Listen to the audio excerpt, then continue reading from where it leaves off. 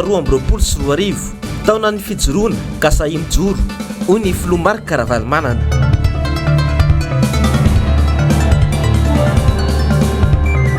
Sosialim-bahoaka tsy lara-pamehana ao amin'ny mpitondra.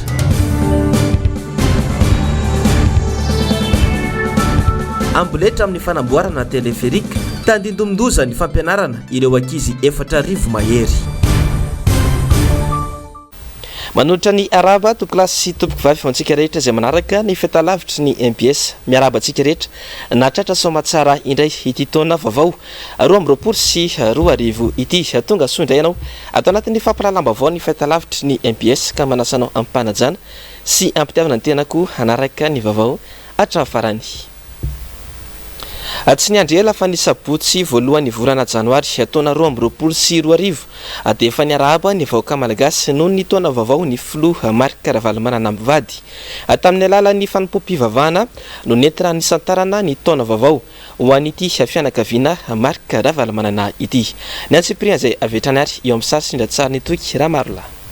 Fisaorana an'Andriamanitra tamin'ny alalan'ny fanampom-pivavahana no nentin'ny filoha Marc Ravalomanana mivady ny santatra ny taom-baovao 2024 sy 2025. Matoky fa izao ihany aza matahotra.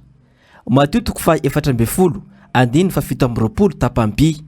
Izay ny andalatsoratra masina nentina nakana ny afatra tamin'ny ity fotoana ity ka izay fitiavan'Andriamanitra izay ihany koa no nentin'ny filoha Marc Ravalomanana nitondra ny afatra ho an'ny vahoaka malagasy. Tsy manana zavatra olazaina firy aminareo aho anapofoko na ilazako momba antsika Andriamanitra mamaly vavaka izy. Ny zavatra niseho sy nitranga tamin'ny dianay tany Toliara, ireo délégation niaraka tamiko mahita tsara, ireo voaka tany Toliara nahita tsara fa raha nangataka tamiko mba hitondram-bavaka ny sy ny orana ny olona tany a dia avy ny orana samy kahaka dolo ny zarana miraka fanontaniana dia toy izany koa ahoana marina ny zavatra tian'Andriamanitra ho resahana amintsika, ho ampitaina amintsika ary hanambarana amintsika. Raha mino ahy ianareo ka mijoro marina amin'ny finoana anareo dia hamonjy ianareo sy taha ianareo aho ho antsika rehetra dia hotopa-pitahina sy hitopa-ambiazana ny taona vaovao 2024 sy 2025. Andriamanitra ilay tompony hery rehetra no hitantana antsika amin'ny tanana kavanany fahamarinana sy fiainana ka hijoroantsika amin'ny fahamarinana hitondra fiadanana sy fiainana ho an'ny firenentsika. Ampy dia ampy io dia tiana mafy anareo aho misy zavatra tian'Andriamanitra ho ampitaina amintsika, ho ambara mivoaka malagasy ho an'ny firenentsika dia nijoroantsika amin'ny finoana marina azy. Izy tompony hitahy antsika ary indrindra hitany tandrazantsika mba ho afaka amin'izao fahasairana sy fantalalalana a ny firenena malalantsika ho azy rery ny voninahitra. Nahitana solo-tena avokoa na ireo mpiara-miasa amin'ny filoha Marc Ravalomanana na ireo olom-boafidy lanta ny anarany antoko tim sy ireo olom-boafidy teo aloha ireo bro-politika tim niaraka tamin'ireo solo-tena ny mpiaradia amin'ny filoha Marc Ravalomanana. Nofaranana tamin'ny fanolorana fanomezana ho an'ny filoha Marc Ravalomanana mivady moa ity fotoan-dehibe ity ka velom-pisaorana ineny Lalao Ravalomanana. Mbola mamerina fiarabanantsika rehetra tratra ny taona vaovao. Tsy lany maminy izany satria mahatsiaro tsika fa samy mitahin'Andriamanitra dia isaorantsika Andriamanitra satria fototra sy antony fiainantsika izy ary dia raintsika izy satria mbola nomeny tombonandro pahaveloma antsika tsiraray avy ary nomeny fahasalamana. Samy malala moa hoe ny fahasalamana amin'ny voalokarena dia misaotra sy makasitraka ihany koa ny amin'ny fanomezana natolotrareo. Mahatsiaro hoe enikajy amboninahitra izay menakavy fa ray aman-dreny sy zanaka itsika dia Andriamanitra maly fity ary dia Andriamanitra androtsaka amin'ny fahasoavany mihoatra noho ny tamin'ny lasa rehetra isaky ny tokantranontsika tsiraray avy. fa raha taona ny fahasahina kosa ny taona 2024 lasa teo iny dia taona ny fijoriana kosa ity taona vaovao 2024 ity ka izay indrindra izany no apinga hoentiny antoko-tima sy ny antoko-panohitra amin'ity taona vaovao ity hoy hatrany ny fanazavana nataon'ny filoha Marc Ravalomanana araka izao manaraka izao. Hoy aminareo tamin'ny herintaona sahalan'izao dia nambarantsika fa taona ny fahasahina ny taona 2024 iny tsapako tokoa fa maro taminareo ary indrindra maro ta malagasy no mampiseho izany fahasahina izany ka niteny ireo tsy nety sy fahoriana ny ainany teto amin'ny firenena. Ity taona 2024 ity kosa dia taona ny fijoroana ia aminareo rehefa avy naneo fahasahina isika dia tsy maintsy mijoro amin'izany fahasahintsika zany fa tsy hiova hevitra sahintsika ary rehefa sahintsika dia mila mijoro hanavotantsika ty fiainana malalantsika ity. Ilaina ny mijoro amin'ny zavatra rehetra maro izay mitranga eto amin'ny firenentsika. Ilaina ny mijoro amin'ny fiainam-pirenena izay heverintsika fa tsy mandeha, hitatsika fa tsy araka ny heverintsika azy koa dia mijoro. Voatsela koa zay dia lavo noho ny etraketraka ny politika feno abibila ny namantsika tany filiara tsy maintsy mijoro isika mba hivoaka ny marina, mba ampahery ireo fianakaviana isika. Ny marina dia marina hatrany satria sarotra ny miady amin'ny marina. Matoky aho, mino aho fa azo nareo tiako ambala amin'izay hoe mijoro satria fa satsika dia mila mijoro marina amin'ny finoana marina an'Andriamanitra ary mila matoky fa tsy mihanahana. Voatsely ihany koa dia nisy ny sakatsakana tsy fampiasana hery natao tamin'ireo vahoaka tao Toliara. Tsy azo-tsokekeny intsony zany manaraka mangataka ny herin'Andriamanitra tsika izay tompon'ny fahefana rehetra any an-danitra sy ety an-tany hanampy atsika hijoroantsika ary indrindra mba tsy hatanteraka izay fikasana ratsy entina hanodinana ny fijoroantsika. Tsy voaja mihitsy ny zon'olombelona ny zo fototra maha-olom-pirenena. Betsaka ireo sakatsakana natao tamin'ireo mpanohitra sy ireo izay tsy mitovy hevitra amin'ny mpitondra tamin'ny taoniany. Tsy afaka nanao tatitra ireo solombavambahoaka teto Antananarivo fa dia mpitandro filaminana amin'ny rongo fihedina no setriny zany no nalefa nanakana azy ireo. Nisy ihany koa ireo olona izay nogadraina noho ny hevitra tsy mitovy ary noho ny fandraisana tendrony ny hevitry ny sasany, ny fikasan'ny sasany. Misy dia misy zany ireo cadre politika eto amintsika fitsarana miaromarona amin'ny tombontsoan'ny vahoaka malagasy fe ny fitsarana misy amin'izao fotoana izao sa fitsarana miaro tombontsoan'olo mihitsy fotsiny. Mila fitsarana marina isika, fitsarana mijoro amin'ny fahamarinana. Maro fantatsika tsara fa amin'ireo mpitsara ireo dia tena manana ny fiainana maha-kristianina azy, manana ny finoana hijoroana ka dia mitondra mavaka ihany koa tsika mba ny feon'ny fieritreretan'izy ireo anie no tena anapahany izany fanapaha-kevitry ny fitsarana izany. Fa tao anatin'ny lahateny izay nataon'ny filoha Marc Ravalomanana teny Faravohitra ho fampiarabana natratry ny taona izay hatrany dia nanamafy ny tenany ny amin'ny tokony hiarovan'ny vahoaka malagasy ny ainy amin'ny valan'aretina Covid-19. Baiko ihany no nomeny ho an'ny mpikatroka rehetra ny amin'ny fanentanana ny mpiarabelona mba hiarovana ny ainy izy ireo. Germain Menjanary Manora Andriamalala. Miverina mirongatra izay tsy izy ny valan'aretina Covid-19 eto Madagasikara amin'izao fotoana izao. Ny filoha Marc Ravalomanana izay nampiseho ny maray aman-dreny ny malagasy azy voalohany nitaky ny andinany sisy tany mba hiarovana ny aim-bahoaka fony mbola tsy tonga teto ity valan'aretina ity. Tsy ny haino izany anefa ny fanjakana ka tonga teto io valan'aretina izay mampitondra faisana tanteraka ny vahoaka malagasy amin'izao io. Manoloana ny fiparitany ny valanaretina eto amintsika io indray dia mamporisika ny vahoaka malagasy anao vaksiny izay antokana fanevitra ity valanaretina ity ny flu marika ravalomanana.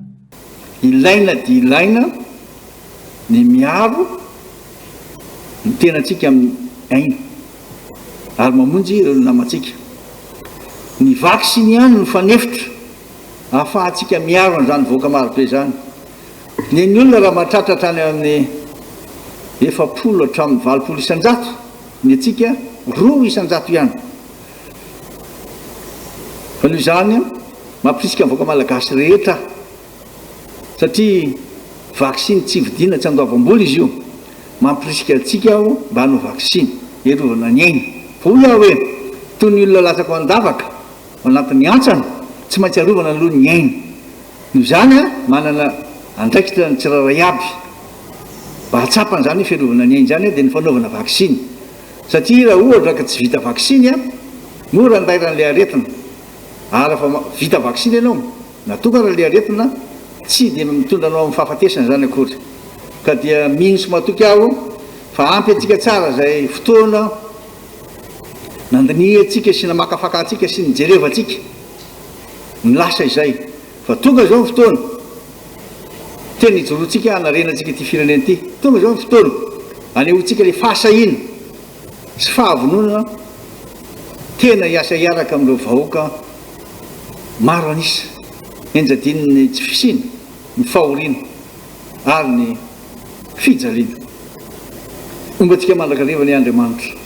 Tsara trano moa ny manamarika fa efa nanamafy ny tokony anaovan'ny fanjakana fanentanana sy ezaka mafy amin'ny fanaovam-baksiny io ny flu marika ravalomanana ny 17 ny volana marsa 2024 iny nandritra ny fivahiny alany tao amin'ny fandarana miara-manonja.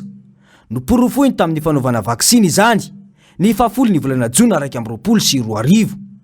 Nanaporofio fietsika sy teny nataony flu marika ravalomanana momba ny vaksiny io.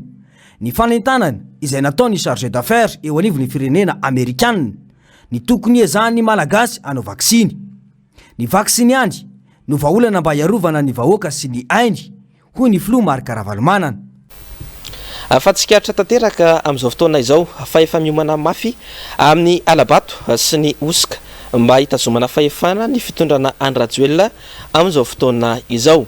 Ho an'ny flu marika ravalomanana dia tsy misy afa-tsy ny fikaonandoam-pirenena momba ny seny izay ihany aloha hatreto no vahaolana mba hisorohana ny krizy aorian'ny fifidianana ho avy eto Madagasikara. Mbola Germain Menjanary sy Manora Andriamalala hatrany. Ambety tenin'ny flu marika ravalomanana hatrany tamin'iny faraparan'ny taona 2024 iny ny amin'ny tokony isiny ny fikaonandoam-pirenena mialohan'ny fifidianana. Izany dia isorohana ny korontana aorian'ny fifidianana ho avy eto Madagasikara.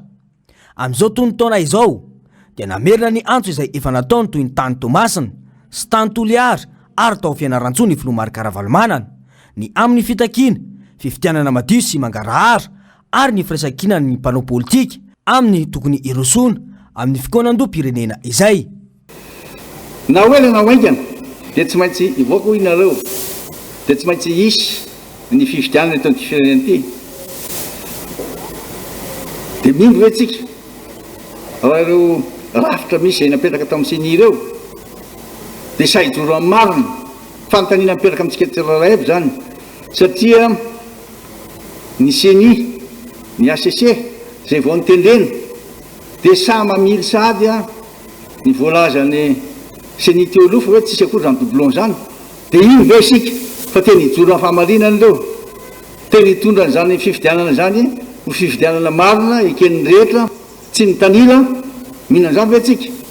Zay no mahatonga ny mpanohitra, zay mahatonga atsika mangataka ny herin'Andriamanitra mba tena atanteraka le fanidritsika hoe tena mila ny fikaonandoam-pirenena isika mba ahafahana mametraka marina zany rafitra hikarakara ny fifidianana zany. Fa na hoela na hoaingana hoe aminareo tsy maintsy hisy ny fifidianana. Olona toy ireo ve izay fantatritsika tsara fa nisy fanambarana nataon'ny vice-président seny hoe misy doublon amin'ny tapitrisa eo dia voatonga izy dia minazy hoe tsy isy zany doublon zany. Zany ve dovatiko itsika fa hijoro amin'ny fahamarinana zany hoe dia inotsika fa tena hitondratsika amin'ny fahafahana zany hoe dia eketsika mifanohitra sy mifanaraka amin'ny zatraka andretsika tsy ny fialako foana izy ireo amin'ny lalàna akory dia milaza fa hoe mahaleo tena sy tsy mitongilana izy ireo satria matetika miafina na mialokaloka ambadiky ny lalàna izy ireo ahoana na ahafahana mametraka fitokisana amin'ireo mpikambana efa fantatra meloha fa tsy hanaja ny fahamarinana ahoana no inotsika fa afaka mandray izay soso-kevitra izay zavatra misy marina izy ireo tsy azo ekena intsony zany ary tsy maintsy hijoro isika mba hahafahantsika milaza ny zavatra misy marina tsy maintsy mametraka tsara isika ny fototra na ny bazy eny amin'ireny fiarahamoniny reny amin'ny fokotany mba samby ahita sy laza ny marina ka raha tsy olona manana finoana tsy afaka hijoro amin'ny marina raha tsy mipetraka tsara ary mahafototra tsara tsy afaka androso ty fireneny ity tombotsoan'ny vahoaka manontolo no arovantsika sy entitsika ananganana zany fototra mahafirenena amin'ny fireneny zany ary tsy maintsy mienga amin'izay tena safidy ny vahoaka marina ary indrindraindrindra amin'izay zavatra misy marina iainany tsapako ary hitako ny fahorinana amin'anjady ny vahoaka malagasy ankehitriny tsy misy ny rano tsy misy ny jiro sakafo zara raha misy ary ireo tanora ireo mbola afaka miasa tsy misy asa manjaka sy manara-po reo tsy maty manota mietreketraka maro samihafa dia tsy sa hijoro ve tsika filaza fa tsy izy zany tsy niany atsimo ihany no ataontsika hoe voninkery fa ny vahoaka maro eteto Madagasikara manerana ny nosy no tratrany zany tsy fampitsakafo zany maizina dia maizina mihitsy a milalako omban'ny firenentsika tsy misy zavatra azo atenaina rezao no mitoy raha tsahivina tokoa mantsy dia ny alatsinainy ny fahenina ny volana desambra 2024 no nivoaka tamin'ny fomba ofisialy ireo biro maharitra mandrafitra ny genie ary fantatra fa olona natolotra rajoelina no nofidiny ireo mpikambana fito tamin'ny sivy ho filohan'io genie io dia ampy anapirofona ny teny izay nataon'ny filoha Marc Ravalomanana fa tsy maleo tena io genie vaovao io satria hitarika korontana raha tsy misy ny fikonan-doha-pirenena sy ny firaisan-kina ataon'ny mpanao politika ivelan'ny mpitondra mba ametrahana genie tena maleo tena ny mpanohitra izay efa nanamafy fa tsy anaiky intsony ny alabato sy ny osoka izay kasaina ho atao eto amin'ny tany sy ny firenena fa tsy manaiky ny ametrahana ny pilone alay teleférika ao anatin'ny tokotanin'ny kolejy Masina Misely Aparibe ny tompona andraikitry ny sekoly sy ireo mainty milan'ity sekoly tsy miankina iray ity tokony toerakafa no anaovana ity tetikasa ity afa-tsaina amin'ny tokotanin-tsekoly hoy ny fanambarana nataon'izy ireo tamin'ity androany ity onjararaina raha navimanana sy tahirinena manao amboletra ny fanjakana raha mikiry ny ametraka ny pilone an'ilay teleférika ao amin'ny tokotanin'ny kolejy Masina Misely Aparibe raha nambarany tompony andraikitra ao amin'ity sekoly ity androany tsy anaiky ny ametrahana io pilone io ao amin'ny faritry ny sekoly izy ireo raha ny fanambarana hatrany ho tandindondoza ny andro mpianatra manodidina ny 4,000 mahery mianatra ao amin'io sekoly io raha toka apetraka tokoa ilay pilone akoatr'izay dia anelingelina fampianarana ihany koa ny fametrahana ity tetikasa ity tsy tokony atao amin'ny toerana be olona fa indrindra ao any an-tokotany-tsekoly ny ametrahana io pilone io ho hiatrany ny rektoran'ny kolejy Masina Misely efa tonga teny an-toerana nanao ny sondage ny tany ny avy eo amin'ny orinasa Kolasy androany ary mbola hitoeram-pitso ny fanaovana izany akoatry ny tompony andraikitry ny sekoly dia efa nitsipaka amin'ny ametrahana ny pilone eo amin'ny faritry ny kolejy Masina Misely ihany koa ireo mainto milalany'ity sekoly ity nisy mihitsy aza nietsika natao anoerana ity tetikasa ity omaly teny an-toerana fa nimbazimbana ny asan'ny sekoly amin'ny mahavako azy ny fametrahana ny pilone sy ny fampandalovana ny ligne teleférika eo ambonin'ity sekoly ity raha ny fanambarana nataon'izy ireo omaly ka ho toerin'izy ireo hatramin'ny farany raha ny zavatra hita teny an-toerana nefa dia toa mikiry hatrany ny hanao ity tetikasa ity ny mpitondra na dia efa maro aza ny olom-pirenena mitsipaka izany zay moa zany amin'ny lafiny indray tena manohatra an'lizy satria hoe ato amina sekoly a mpianatra 4 mahery a na ny ankizy kely raha isaky ny ahitanina dia ijerena io a dia izay zany tsy makasitraka an'io ato dia ny maity milaly ny collège Masina Misely a nangataka tamiko hoe zay ve pérecteur afaka manao fihetsiketsehana fanoherana an'io dia omeko lalana misy ho anareo dia tonga teto zareo maly maraina zany araka tamin'ny teo tamin'ny voalohany fa le kolasy tsy tonga zany hoe fahafantarako azy a mety noho ny tany amin'ny Facebook maro samihafa efa naparitaky ny maity milaly a dia tsy tonga zareo maly miombona amin'ny maity milaly ny CMCL zay mpitatana ny collège hoe tsy mety raha atao anatin'ny collège no hisy an'izay ary manarak'izay za manokana aloha za tsy mbola nahita hoe téléphérique zany amina tanàna lehibe ohatran'izao no asiana azy raha nivelany ihany dia saika any an-tendrombohitra sy ren'le toerana an'ireny no misy téléphérique fa tsisy téléphérique anatina tanàna indrindra anatina sekoly. Fanodison'ny tompona andraikitry ny collège Masina Misely ihany koa ny fanambarana nataon'ny tompona andraikitry ny Seresera eo anivon'ny fiadidinan'ny Repoblika izay milaza fa anivelan'ny sekoly no apetraka ilay pilone fa tsy ao anatin'ny faritry ny sekoly. Le communication azo zany tena le pilier ato anatiny eo amin'ny ataony mihitsy dia 4 mètres le izy 4 mètres ny lazainy zareo 4 mètres dia fa in'le hoe anivelan'ny CMCL iny tsy marina iny loha satria raha nivelany tsy tokony hitsato izy. Manao tohivakana tato ato ny fanehoan-kevitra manohitra ny fanaovana ity tetikasa ny fitondram-panjakana ity ary tsy neto Madagasikara ihany fa hatramin'ireo teratany vahiny azy dia mahita matsy tomombana ny fametrahana ilay téléphérique eto an-drenivohitra. Magaga nefa ny mbola hisisihan'ny fanjakana anao izany ihany na dia efa hita izao aza fa tsy asony akamaroan'ny vahoaka malagasy kory ny fahavitana izany. Ny fametrahana téléphérique rahateo izay tsy mbola lahara-pahamehana manoloana izao fahasahiranana iaina malagasy sy ny firongatry ny aretina COVID-19 izao. Fa mitohy hatrany ny fampanofinofisana ataon'ny mpitondra fanjakana ny vahoaka amin'ireo tetikasa izay ataony tsy nisy ny vahaolana naroson'izy ireo nandritra ny kabary nataon'ny filoham-pirenena ny faran'ny taona lasa teo kanefa dia mivaivay ny rehetra amin'ny asarotam-piainana amin'izao fotoana izao. Nanao ny fanadidina mikasika izay androany avitra Sondrabe sy Tahirinena. Taona vitsy tsy hataperan'ny fitondrana Rajoelina tsy hita mivantana any amin'ny sosialim-bahoaka ny fanapahan-kevitra ny raisin'ny fitondram-panjakana. Niakatra ny vidim-piainana, manjaka ny tsy fandriam-pahalemana, ny fahasalamam-bahoaka tsy zarizary. Naseho ny filoham-pirenena nandritra ny kabary nataony ny faran'ny taona 2024 iny ny tsy fijerena izany sosialy izany izay tena mampikaikaiky ny vahoaka malagasy. Ny firosona amin'ny fanatanterahana ireo tetikasa tsy mitondra fiovana anaty vilany isa-tokantrano no nasongadiny. Nofinofy hatrany no ampanantenana ny vahoaka malagasy, disy fanantenana ny malagasy raha ny andro ny tondrana paikady matotra sy azo tsapaitanina nandritra ny kabary.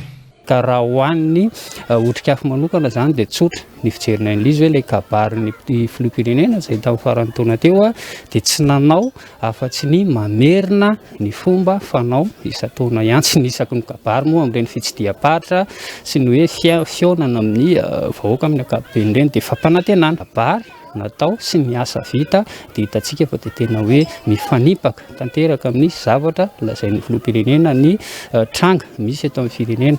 Raha ny lafiny ara-tsosialy zany ny fijerina azy dia tsotra ny tenina hoe tsy manan-danja ary azo lazaina mihitsy hoe tsy omeny ny mpitondram-panjakana lanja ny lafiny ara-tsosialy fa mbola fampanantenana hatrany amin'ny lafiny fototra-avitrasa mamirapiratra izay hitantsika fa tsy mamaly ny filan'ny vahoaka malagasy amin'ny ankapobeny izay ilay fampanantenana ataon'ny mpitondram-panjakana izay.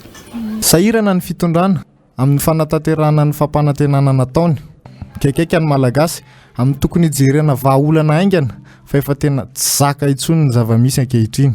Tsy dia misy fiantraikany loatra any amin'ny fiainan'ny vahoaka ny zavatra ny kabarian'ny filoham-pirenena izay ny tena marina. Dia tokony mba heritreritra mihitsy zany ilay fitondram-panjakana hoe inona ny zavatra tokony ataony zareo aiza ny mesura tokony ho raisiny inona ny zavatra tokony ataony satria raha izao no mitohy hifampinana ny olona. Ny anjara-toerana sosialy izy aloha zéro tsy manao izy ary tsy zakany vahoaka mihitsy ny vidim-piainana amin'izao tsika miteny izao. tokony vany lery zao le resaka sosialy io tsy antenainy antsony nisy ny fanarenana eo amin'ny lafiny sosialy raha nitaratra nandritry ny kabary aloha ankila botateraka ny mikasika ny fiainam-bahoaka ankehitriny Favamanodidina ny valan'aretina coronavirus izay hatrany mahalona ny firongatry ny valan'aretina Covid-19 amin'izao fotoana izao dia nanapa-kevitra ny anemitra ny fidiran'ny mpianatra ny tompon'andraikitra tamin'ny sekoly tsy miakina iray nanaova ny onjalalaina raha navy-manana sy tahirinena fanadidina tamin'ity andro an'ity. Tsy misy afa-tsy ny fitondrana ny tokony fitaratra amin'ny fampanajana ireo fipetranapetraka iadina amin'ity valan'aretina Covid-19 ity. Ny sesisesy anefa ny fitsidiam-paritra izay nataon'izy ireo nandritra iny farany taona iny. Tsy voahaja ireo fepetra izay navoaka nandritra ny filakevitry ny minisitra farany teo amin'ny tsy tokony isian'ny olona mivorivory mihoatra ny 100 raha ny nambarany Elirabe vahiny. Raha fahatsiarovako ny filan-kevitry minisitra faraparany tamin'ny faraparany taona teo dia ndresaka ny hoe miditra amin'ny ataontsika hoe karazana fepetra vaovao na fahamailona amin'ny lafiny ara-pahasalamana indray tsika vokatra ilay fisian'ny valan'aretina Covid-19 izay. Raha ny zavatra misy anefa hitantsika taratra tamin'ny farany taona teo dia ohatra mifanipaka amin'izay zavatra misy satria mbola betsaka ihany no afaka namory olona ny mpitondra fanjakana mbola misy an'ilay ataontsika hoe karazana fitsidiam-patra atao ireny satria azadiny fa ny fitsidiam-patra famorian'olona izay izy ireny moa saromana amin'ny hoe fitsidiam-patra fa rehefa manao fitsidiam-patra ingeny mpitondra fanjakana fantatsika fa avoaka hatramin'ny mpianatra mpitondra fanjakana mihitsy no tsy manome ohatra tsara amin'ny alalan'ny hoe fihetsika atao sy ny fampanarahan-dalàna amin'ny akapobeany mihitsy atao amin'ny firenena ka tsy mahagaga zany raha ohatra hoe goragora ny ataontsika hoe fiatrehana paikady fiatrehana n'ilay Covid-19 satria io ny ohatra rehetrarehetra miainga avy any amin'ny mpitondra fanjakana io. Tsy vahaolona intsony ny fiverenana amin'ny fihiboana indray amin'izao toem-piainana izay efa tena mafy izao ho hatrany izy ireo. Ny fametrahana paikady matotra ny tokony ataon'ny fitondram-panjakana. Raha sanatria mbola eritreritra hiverina amin'izany fihiboana izany mpitondra fanjakana dia hiverina hoe hamono ary tsy ho zaka ny toe-karem-pirenena sy ny vahoaka malagasy. Rehefa tsy te hiditra amin'izay nefa tsika dia hiverina hoe izay ilay fepetra sakan'izay no mila amafisina. Raha fehezana zany ilay izy dia ny hoe tsy namaly ny ataontsika hoe zavatra andrasan'ny firenena sy ny vahoaka malagasy amin'ny mihitsy ilay kabary nataon'ny filoham-pirenena farany teo. Ratsaivina efa nanao fanambarana ireo solotena maharitra eo anivon'ny fikamban'ny raisam-pirenena momba ny fahasalamana monina eto Madagasikara fa tsy misy afa-tsy ny fanaovana vaksiny ihany aloha no azo iadina amin'ity valan'aretina ity kanefa dia mbola ambany dia ambany ny taham-pahavitrihana amin'izany eto amintsika. Favamanodidina ny valan'aretina coronavirus izay hatrany mahalona ny firongatry ny valan'aretina Covid-19 amin'izao fotoana izao dia nanapa-kevitra ny anemitra ny fidiran'ny mpianatra ny tompon'andraikitra tamin'ny sekoly tsy miakina iray nanaova ny onjalalaina raha navy-manana sy tahirinena fanadidina tamin'ity andro an'ity. Misy ireo sekoly tsy miankina no nanapa-kevitra ny anemitra ny fidiran'ny mpianatra manoloana ny firongatry ny valan'aretina Covid-19 amin'izao fotoana izao. Ho fitsinjovana ny fahasalaman'ny mpianatra sy ny mpanabe no antony nandraisana ny fanapahan-kevitra ho ny talentin-tsekoly iray nanaovana fanadihadiana. Raha tokony ny 5 janoary avy izao ny fidirana efa voafaritra tany aloha dia hiemitra amin'ny 10 janoary indray kosa izany. Mitohy hatrany moa ny fanarahana ireo fepetra sakana ho fitsoroana ny firongatry ny Covid-19 eo anivon'ity sekoly ity raha ny fanambarana hatrany. Fepetra anisan'ny efa noraisina ny fampanajanonana any an-trano avy hatrany ireo mpianatra ahitana soritra aretina Covid-19. Ny daty nomena izany hoe hiverenana mpianatra dia ny alarobia fahadimy volana janoary. Izany hoe afaka pitsy zany. Fa rehefa nandinika indray zany izay le valan'aretina mbola tena be dia be ny voa amin'izao fotoana izao na any Soamandrakizay raha feno dia nanapa-kevitra izay hoe alelo ahemitra kely dia ho hita eo arakarak'izay zava-misy. Lisy zany nahemitra amin'ny alatsinainy 10 aloha zany ny fidirana. Ny mikasika an'izay le hoe fepetra noraisina ny kolejany hatramin'izay efa nanao an'izay foana. Nandritra ny taona manontolo hatramin'ny fisian'ny valan'aretina teto dia isakalarobia sy asabotsy dia fendrahana fanafody foana ny salle de classe sy ny toerana rehetra atao amin'ny CMCL. Ny hoe mpianatra volo nisy voa. Ny laza hoe firina sy alizaloha sy be dia be. Ny fepetra noraisinahy tamin'ireny dia zay mpianatra mampiahy rehetrarehetra dia efa narehefa nody daholo. Ireo mpianatra any amin'ny kilasy ambany no tena voakasika amin'izay fanemorana ny fidirana izay. Izy ireny izay sokajiana ho isan'ireo porteur sain ka anisany mampalaky ny fifindran'ny aretina amin'ireo ray aman-dreny fa indrindra koa amin'ireo mpanabe. Entanina hatrany nefa ny rehetra mba hanao vaksiny fa io ihany alohatreto ny fiarovana mahomby indrindra. Afampiverina mirongatra indray ny valanaretina Covid-19 any amin'ny faritra loatra mangoro iny amin'izao fotoana izao nanentana ny olona hiary vatana manoloana ny zavamisy ny CRCO ao amin'ity faritany ity. Niry Andrianarivony MPS Ambatondrazaka. Ny fotam torimaso ny CRCO loatra mangoro manoloana ny fiparitahan'ny Covid-19 atenivony reny votry ny faritra amin'izao fotoana izao. Fantatra fa amin'ireo olona 7 natao fitiliana 7 amin'izany no efa fantatra fa mitondra ity Covid-19 ity. Ny tsasamanila ny olona izay mitonga manao fizaham-pahasalamana eny anivony CSP2 na Ambatondrazaka ihany koa no efa voamarina fa voany izany Covid-19 izany. Mitondra ny antsoavo ho amin'ny tokony hitandreman'ny rehetra manoloana ity fiparitahany Covid aty aloatra mangoro ity arak'izany ry zareo avy anivony CRCO amin'ny alalan'ny préfet na Ambatondrazaka. Ny bilan zany hatreto raha ny statistika ny testa natao raha 7 ny testa natao dia ny 7 tamin'izay positif avokoa tatanatin'ny fotoana tatanatin'ny fotoana fitatoato zany. Zay ny anankiray. Faharoa, raha mandeha tsika tatoato eny amin'ny hôpitaly CSP2 any eto Ambatondrazaka eny Masina dia ny tsasaky ny olona tonga manao consultation dia cas suspect avokoa. Dikan'izany dia fa miparitaka any amin'ny fiarahamonina ny aretina ka tsy maintsy manoloana an'izay zany tsika tsy maintsy mandray tetetra. Tika rehetra zao dia mahalala fa miparitaka ny gripa any amin'ny fiarahamonina any dia aretina zany miparitaka tsy fantatra teny izy amin'nyvostifitsialy hoe ve mitandriny tsika menakasy. Dia raha ohatra zany tsika hiady amin'io zavatra tokana natao dia hoe fomba anankitelo no azo eritreretina iarovana azy. Ny zavatra voalohany dia tsy maintsy atao ny fanajana ny fepetra ara-pahasalamana. Ireo mpitsabo ireo dia mahalala fa ny olona vita vaksiny dia tsy tratran'ny asarotan'ny aretina rehefa tonga mijery ny soritra aretina any aminy zany ny olona anankiray mararika hoe vita vaksiny dia maivamaivana kokoa ny aretina zany. Dikan'izany tena ilainy io vaksiny io zany. Ny lafim-baovao malaza maneran-tany kosa ny antsika mamarana ny fotoanan'ny fampahalalam-baovao amin'ity androany ity. Tafiditra anatin'ireo firenena miady mafy amin'ny valanaretina Covid-19 i Frantsa amin'izao fotoana izao. Ahafahana misoroka amin'ny fiparitahany ity valanaretina ity dia misy ny fikasany gouvernemanta frantsay amadika ilay fahazahoan-dalana ara-pahasalamana na ilay antsoina hoe passe sanitaire ho lasa passe vaccinal izay dinihana eo anivony anteny mera-pirenena any an-toerana amin'izao fotoana izao. Mitatitra antsika ny Antsipriany mikasika izay vaovao izay. Ny namana mpanao gazety mialy rarinombana ateo amindrindra tsariny Mateo Prince. Nentina synodiny androany alatsinainy fahatelo ny volana janoary eny anivony anteny mera-pirenena frantsay ny volavolan-dalàna mikasika ny fanovana ilay fahazoan-dalàna ara-pahasalamana na ilay antsoina hoe passe sanitaire ho lasa passe vaccinal.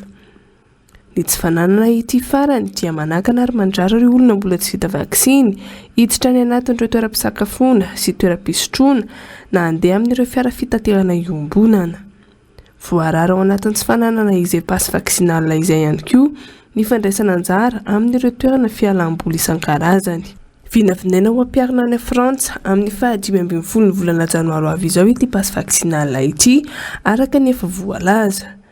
Noraisan'ny fitondram-panjakana ny toerana izany fanapahan-kevitra izany ahafahana miaro ireo mponina sy misoroka ny fiparitahan'ny valanaretina Covid-19 amin'ny hetriny hafa indray izay miazakazaka haingana dia haingana ny isan'ireo olona voany maneran-tany amin'izao fotoana izao. Raha tsy ahivina efa nentina tao amin'ny Palais Bourbon ny mikasika ity volavolan-dalàna ity herinandro lasa izay. Efa nandalo teo anivony anteny meran-dolona tany Frantsa nanomboka tamin'ny alarobia lasa teo ihany koa ny mikasika izany. Izao nentina ho tapahan'ireo solombavambahoaka frantsay eny anivony anteny mera-pirenena izao indray. ity lalàna vaovao ity no ahafahana miady amin'ny fomba mahomby sy avolenta an'ity valanaretina ity. Nomendanja kokoa tao anatin'izany ny resaka siansa sy ny fandraisana andraikitra, hoy ny nambaran'ny ministra ny fahasalamana frantsay Olivier Véran. Nambaran'ity farany hatrany fa ny fanaovam-bakitsiny fampatsiahivana izay atao manomboka amin'ny 15 ny volana febroary avy izao no pirofo fa vita vaksiny tanteraka ny olona iray. Araka ny loharanom-baovao hatrany, manodidina ny 5 tapitrisa eo izay 12 taona ny mihoatra no mbola tsy vita vaksiny any an-toerana. Mametraka tsindry amin'ny fomba rehetra irosoan'izy ireo amin'ny fanaovana izany ny gouvernemanta ahafahana mifehy ny fiparitana ity valanaretina ity. Raha tsy ahivina, efa tafiakatra 2 hetsy isan'andro ny tranga vaovao any Frantsany tao anatin'ny herinandro mahery teo izay. Dia izay ihany koa ry tompoko lahy sy tompoko vavy netiko manakatona ny fotoanan'ny fampanaraham-baovao tamin'ity androan'ity hisoraka ianao nanaraka izany hatrafarany hataka ny mazatra dia aza tonoana ny fandarana global news avy hatrany no arainao aorin'izao fampanaraham-baovao izao aorin'izay kosa no anarainao ny oronan-tsary mitondra ny lohateny hoe un tour c'est ma fille. Ny sampana fampanaraham-baovao dia mametraka ny viloma mandrapitafaminao ho amin'ny rahampitso indray ry tompoko lahy sy tompoko vavy veloma tompoko.